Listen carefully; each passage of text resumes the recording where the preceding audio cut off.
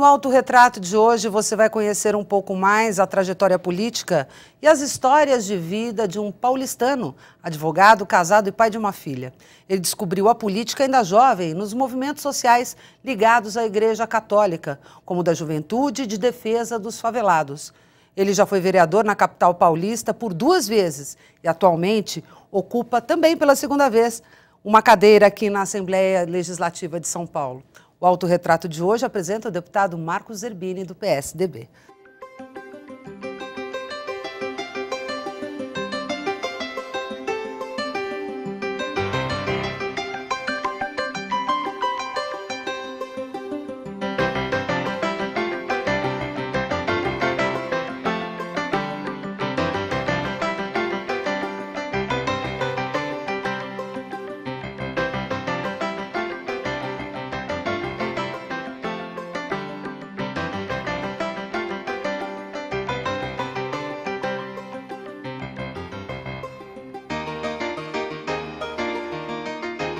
Tudo bem, deputado? É um prazer tê-lo aqui novamente para contar um pouco mais dessa trajetória política que começou nos movimentos sociais, chegou à Assembleia Legislativa. O primeiro mandato é sempre aquele da acomodação e agora no 2º mandato, deputado. Obrigada. Obrigado a vocês, é um prazer poder estar aqui. O 2º mandato, assim como os outros mandatos que eu fiz, tanto de deputado como de vereadores, tem sido principalmente a serviço do trabalho social que a gente desenvolve, né? É um trabalho que eu desenvolvo desde 1980, quando eu comecei a trabalhar com favelas, depois com movimentos de luta por moradia para quem não tinha casa, e depois movimento de educação, enfim.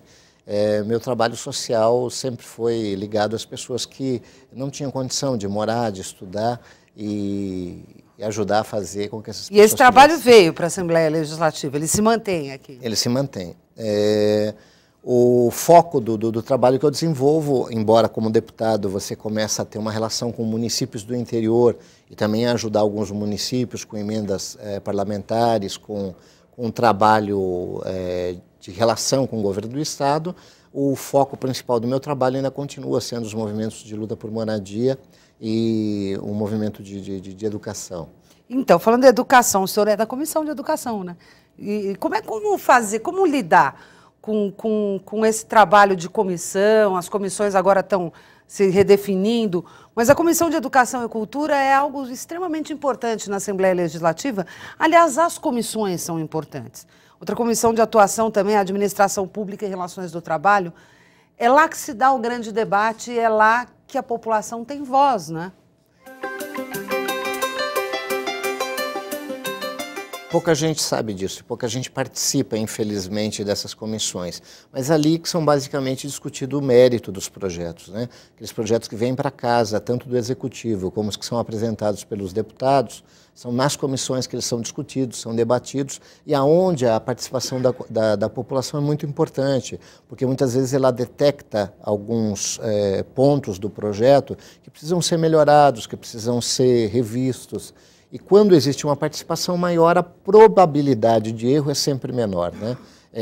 Todos nós somos factíveis de erro, e quando você tem uma participação maior das pessoas para identificar esses erros, para propor alterações, enfim, você acaba tendo um processo muito mais democrático e muito mais, vamos dizer, provavelmente correto, né? Na Comissão de Relações do Trabalho, muitas vezes se traz também informações, né? Os trabalhadores trazem informações novas que ajudam o trabalho do deputado. E nas comissões, os secretários vêm prestar conta também, né? A legislação garante isso, né? Sem dúvida, a cada 6 meses os secretários vêm nas comissões para prestar contas do trabalho desenvolvido por cada secretaria. Isso é muito importante. Porque as pessoas acham que o trabalho do deputado é só no plenário aprovando lei, não é bem assim, Eu costumo dizer que a única mentira que falam de parlamentar é que parlamentar não trabalha, né? Todos os parlamentares acabam trabalhando muito, porque, como você disse, o trabalho não é restrito às sessões. O trabalho é nas comissões, o trabalho é na base eleitoral do parlamentar, o trabalho é nas cidades do interior, para quem acompanha algumas cidades do interior. É geralmente um trabalho muito intenso, geralmente também de sábado e domingo. Eu costumo dizer que a para, vida de político não é muito fácil. Não. Às vezes trabalha mais até no fim de semana do que durante a semana. Geralmente sim, porque é quando as pessoas podem se reunir, quando as pessoas podem participar, quando se pode discutir com a comunidade os problemas que ela enfrenta, quando se pode encaminhar propostas de enfrentamento desses problemas. Então, eu particularmente trabalho muito mais nos finais de semana do que durante a semana. Não é que durante a semana não se trabalha, se trabalha também. Mas é muito mais intenso a agenda do final de semana do que a da semana. A gente sempre fala que o vereador ele está na rua do cidadão, né? Então, que o cidadão tem um acesso muito fácil ao vereador. No caso do senhor, que é deputado da capital, isso se reproduz aqui na Assembleia Legislativa? Porque o cidadão sabe muito bem na porta de quem bater, né? Sim, sem dúvida nenhuma. Se bem que eu não tenho muita gente que me procura aqui na Assembleia, mas eu todo final de semana faço reuniões com a comunidade, com a principal parte da população que eu represento, eu faço reunião com muita frequência. Então as pessoas me encontram com muita frequência no final de semana, durante a semana à noite, que são os momentos onde as pessoas têm mais facilidade de se movimentar, de participar de encontros. Eu acho fundamental que um parlamentar faça isso. Ele precisa estar sempre presente das pessoas que o elegeram para entender quais são as necessidades e direcionar o seu mandato, né? Claro. O mandato está a serviço das pessoas, a gente representa esse grupo de pessoas que nos confiam o mandato. Deputado, o senhor tem um projeto que eu acho super interessante, até porque eu uso muito o transporte público, mas o meu filho, especificamente, usa demais, que é a questão dos banheiros públicos, tanto em metrô quanto na CPTM. Que você desce de um, entra em outro, né? São Paulo tem aumentado e tem melhorado essa malha. É fundamental, porque tem estação que você não consegue. Parece uma bobagem, mas não é. Como é que você vai sair da estação, sendo que você só tem que fazer uma baldeação, né? Às vezes é muito rápido, né, o movimento que você tem que fazer, você não pode sair para depois voltar. Não, quem já viveu essa experiência na pele sabe como é difícil. Acho que todos nós já passamos por isso. Eu realmente apresentei um projeto de lei que foi aprovado aqui, mas que foi vetado pelo Executivo. E a CPTM, o metrô, me procurou para dizer, olha, o problema do projeto é que falava em 1 ano, a gente não consegue fazer em 1 ano isso. E aí a gente fez um acordo, eu apresentei uma indicação para o metrô, que o metrô acolheu, acatou, e ele já tem o projeto para instalação de banheiros em todas as estações. Só que em alguns lugares o banheiro vai estar a mais de 20 metros de profundidade. E aí tem um problema lógico de... então tá de engenharia exatamente. Mesmo, e sanitária, engenharia sanitária. Em alguns casos, como por exemplo a estação ali na Praça da Árvore, vai ter que se fazer esse banheiro escavando a praça com 30 metros de profundidade para implantar o banheiro encaixado dentro da estação e depois colocar a terra de novo. Então é um processo bastante complicado. Mas existe um compromisso do metrô e da CPTM de que, primeiro, todas as novas estações vão ter isso e de que todas as antigas vão ser dotadas desse equipamento na medida em que vão conseguindo resolver o problema. E que atire a primeira pedra quem nunca passou por isso, né, deputado? É verdade. De ficar ali apertado, ter que descer, pagar mais um bilhete muitas vezes, porque você só vai fazer uma baldeação e é obrigado a sair, aí quando volta tem que pagar outro mesmo. Não, tem é um jeito. mínimo, é um mínimo de respeito para com o usuário, né? É que não se pensou nisso, né? Como assim? É verdade. Como assim? Hoje a gente acha quase impossível, né? Não se pensar nisso. Parece simples, mas não é. Não é. Você está explicando, né? É uma obra de engenharia complicada. Tem alguns lugares que sim. Tem alguns lugares que é mais simples, vão ser feitos com mais rapidez. Mas em alguns outros lugares é muito complicado e vai exigir um trabalho de engenharia bastante complicado. Ainda bem que os engenheiros estão cada vez melhores, a engenharia está avançando. Cada vez mais a técnica E não precisa avança. ser em 1 ano, tudo bem, instalando a gente espera. É importante que se faça gradativamente na medida do possível, né? O senhor está no 2º mandato, o senhor já foi vereador por 2 vezes. Sim. A gente sempre diz que o rio mais bonito é aquele que passa no fundo do nosso quintal, a cidade mais bonita é a nossa, onde a gente nasceu. O senhor tem vontade de ser prefeito de São Paulo um dia ou isso nunca passou pela cabeça? Não, nunca passou. Ou se colocar à disposição para um cargo no executivo? Não. Não, nunca passou pela cabeça. Eu gosto muito do trabalho que eu faço com a população. O senhor gosta de ser esse instrumento? Eu gosto de ser esse instrumento de estar com as pessoas, porque eu acho que tem dois aspectos um como mandato, obviamente, é de ter um diálogo privilegiado com o executivo, e isso ajuda a abrir portas, a enfrentar problemas, sem dúvida nenhuma. Mas o trabalho que eu mais gosto é o trabalho educativo junto à população, porque todo o processo de organizar as pessoas, de fazê-las discutir os problemas, de construir comunidade, é um trabalho extremamente educativo, né? As pessoas hoje não são educadas a isso. Então, a parte que eu mais gosto é isso, é esse estar com as pessoas, ajudar a organizar as comunidades, fazer com que as pessoas entendam que elas têm não só um direito, mas também um dever, uma responsabilidade de contribuir para construir uma sociedade melhor. A gente tem uma visão muito equivocada de que o político, de que o prefeito, de que o governador vai resolver sozinho o problema. Isso não é verdade.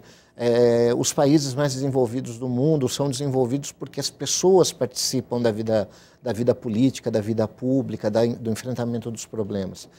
A gente tem que entender que o papel do Estado é facilitar a organização social para que ela enfrente seus problemas.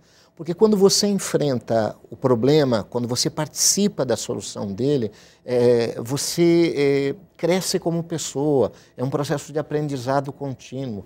A vida é um processo de aprendizado contínuo. Deputado, tudo isso começou ainda no início dos anos 80, há mais de 30 anos, né? Sim, há mais de 30 anos. E foi dentro da igreja, ou foram alguns padres? Como é que foi essa relação? Eu sei que tem dois que são muito importantes na vida do senhor, na definição dos rumos do seu caminho, nas suas crenças, que é o padre Mário e o padre Clark. O padre Mário foi o primeiro padre, quando eu ingressei no grupo de jovens, que coordenava o grupo de jovens da paróquia Santo Emídio. Foi o primeiro grande amigo, uma pessoa muito sensata, muito centrada, calmo, tranquilo, e que indicava o caminho. Eu dizia, olha, é importante fazer esse enfrentamento, é importante isso. Com ele a gente discutia muito os textos de Puebla, Medellín, do papel social da igreja, né? Então foi com o padre Mário que eu comecei a entender que como cristão eu era chamado a contribuir para ajudar a construir uma sociedade melhor, né? E o padre Patrick Clark era o coordenador do movimento de defesa de favelado. Eu conheci quando comecei a fazer um trabalho na favela de Vila Prudente e uma outra favela vizinha chamada Saquarema, com educação de adultos, com alfabetização de adultos. E conheci o padre Patrick, ele me convidou para ser agente pastoral. Eu deixei o emprego que eu tinha, fui ser agente pastoral com ele, trabalhando no movimento de defesa do favelado. Começamos a trabalhar com mais de 40 favelas da Zona Leste de São Paulo, e ali eu comecei efetivamente a fazer um trabalho de organização das favelas, da luta pela água, pelo esgoto, pela energia elétrica, que há muitos anos atrás, na década de 80, era muito complicado, né?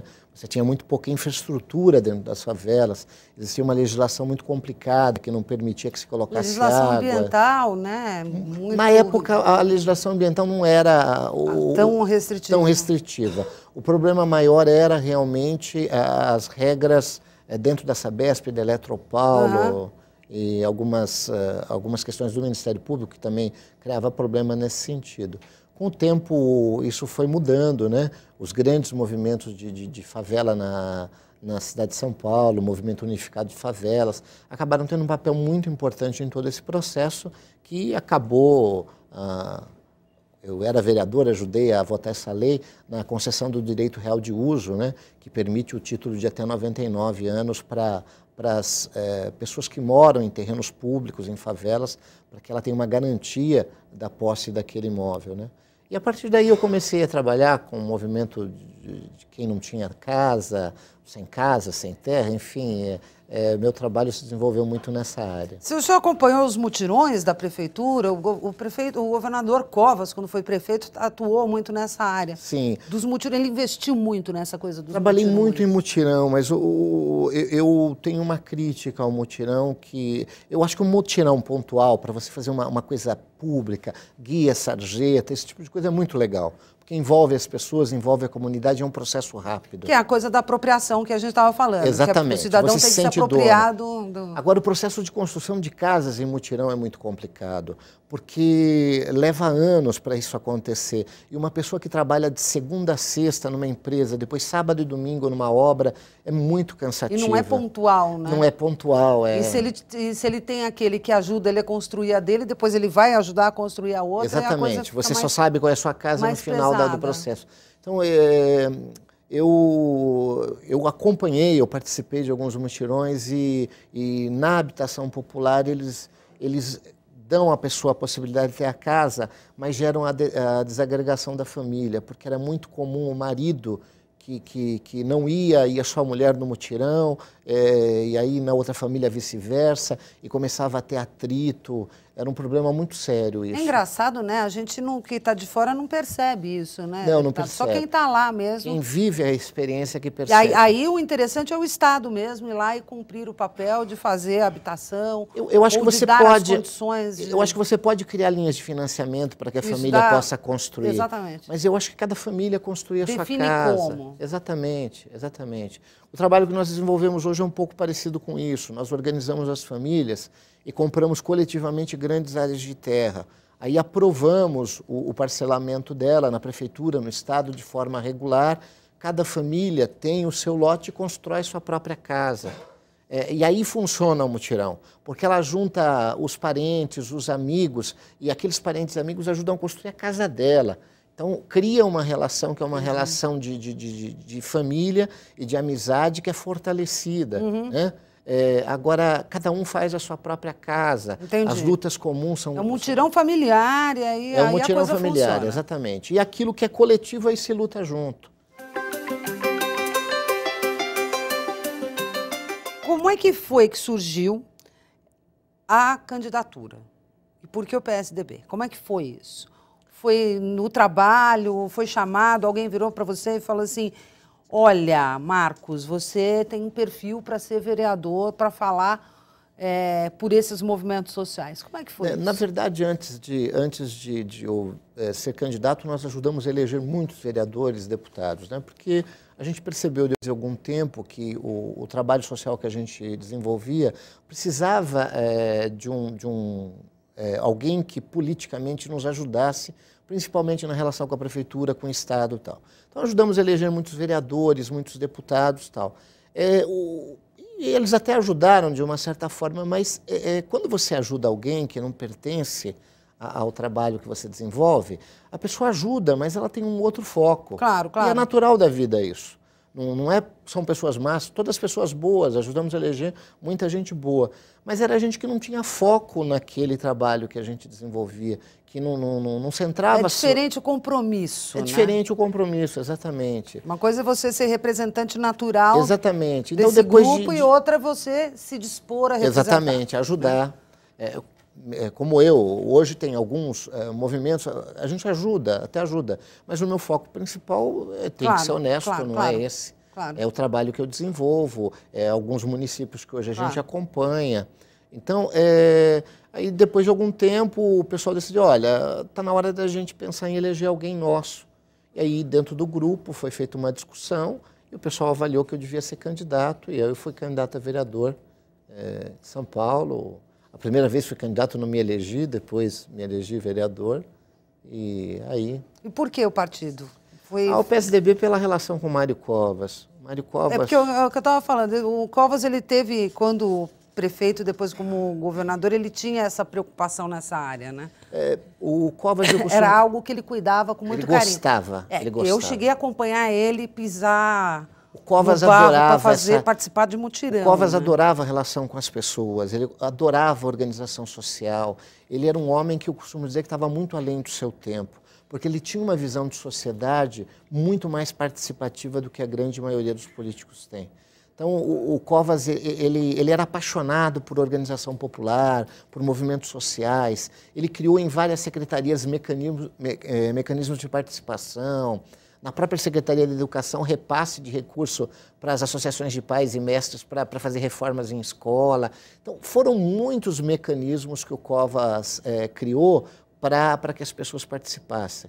E o Covas foi um exemplo, né? Um exemplo de homem público, um exemplo de ser humano. Foi por causa dele? Por causa dele, por causa dele. O Covas era uma pessoa por quem a gente tinha uma grande paixão como ser humano. Era um homem que te abraçava por inteiro, que tinha coragem de te dizer o que pensava, que quando tinha que brigar com você, brigava, que depois te abraçava, que quando errava pedia desculpas. Então era um homem... Ele dizia que era melhor um não justificado do que um sim mentiroso. Exatamente. E ele era exatamente isso. Ele era exatamente isso. Então, ele fez a escola do Montoro, né, que também descentralizou tudo, né? Quando foi governador, ele foi o primeiro a descentralizar, né? Mas acho que o Covas tinha um aspecto a mais, esse aspecto humano. Ele gostava dessa relação com as pessoas. Tem a convivência, né? Quem conviveu tem esse carinho. Ele tinha esse carinho pelas pessoas. Bom, o senhor é paulistano, daqueles bem paulistano mesmo. Nasceu onde? Na Zona Oeste mesmo? Eu nasci na Zona Leste. Na Zona Leste. Eu nasci na Vila Diva, próximo ali a Santa Clara, Vila Prudente. Uhum. Mudou muito? Cresceu o bairro? O bairro cresceu muito. Eu, na verdade, embora tenha nascido lá, a minha maior atuação política acabou sendo na zona noroeste da cidade, né?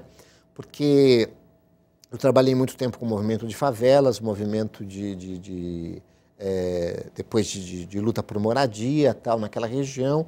E quando os movimentos pipocaram na região metropolitana toda, na década de 80, um grupo aqui na região de Pirituba, Lapa, me pediu para ajudar a fazer esse trabalho aqui na região. Eu acabei vindo para cá, eu era estagiário de Direito, trabalhava numa associação que dava assessoria jurídica gratuita para quem tinha problema na área de habitação.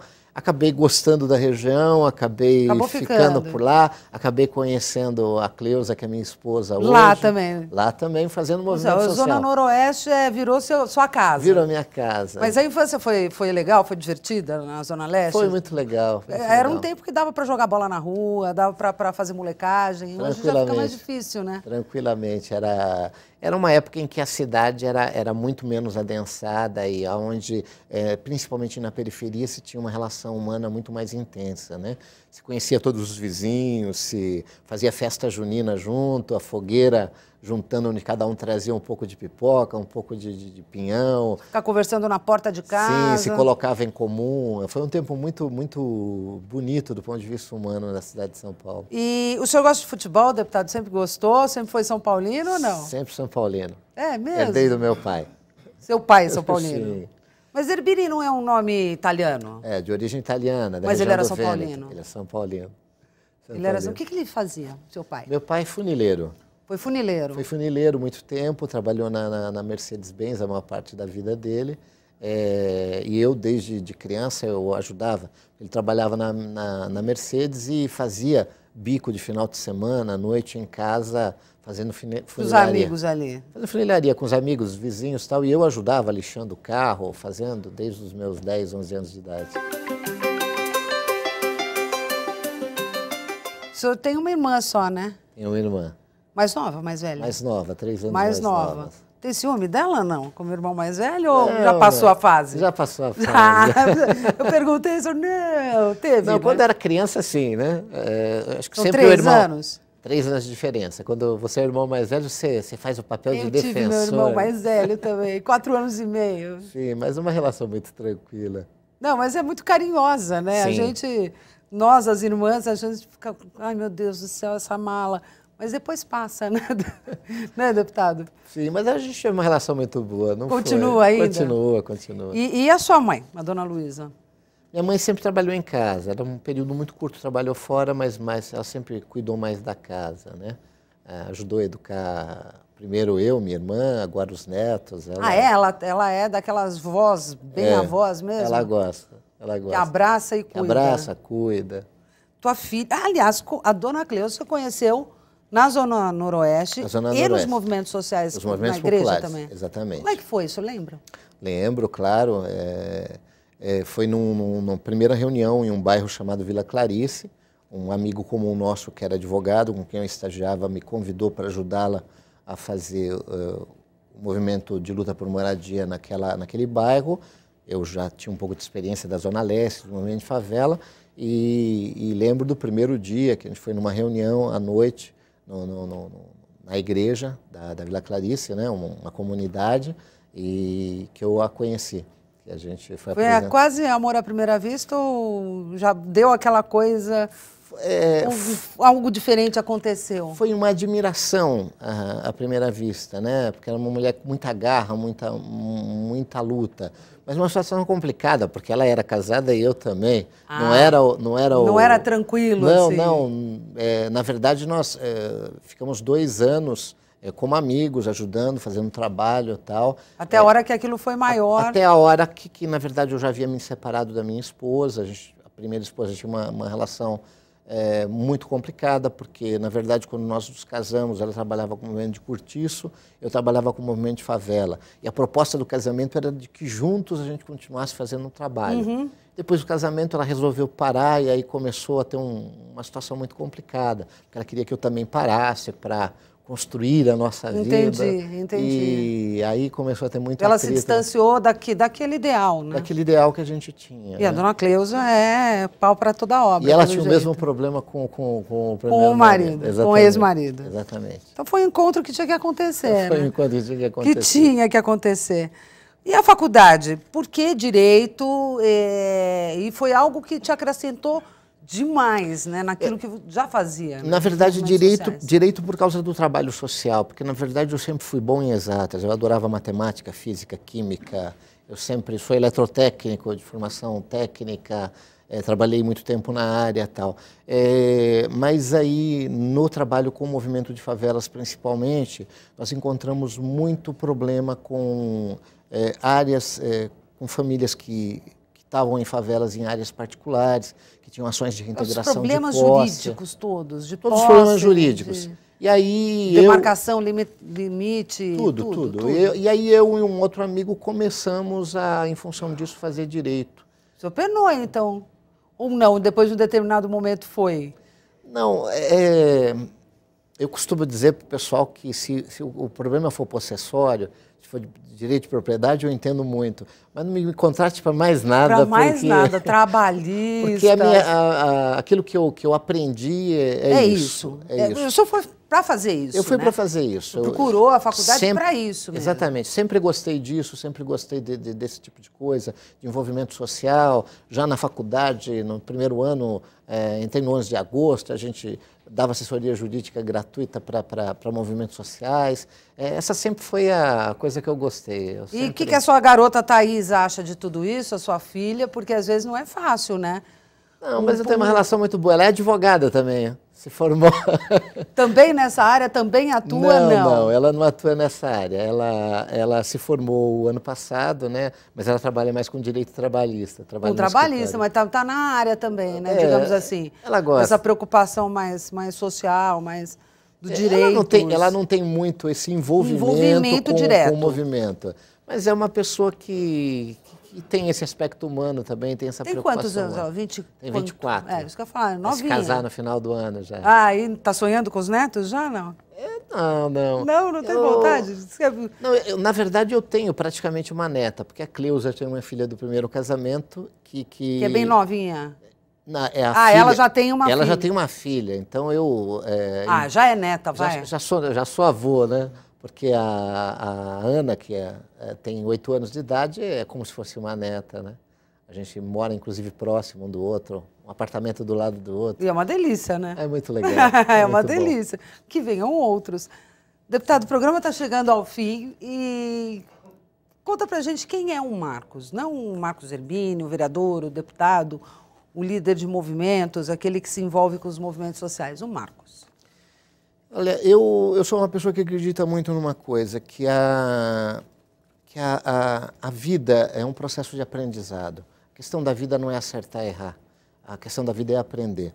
Eu acho que a vida é um eterno aprendizado. E a gente tem que estar aberto para aprender até o último dia de vida.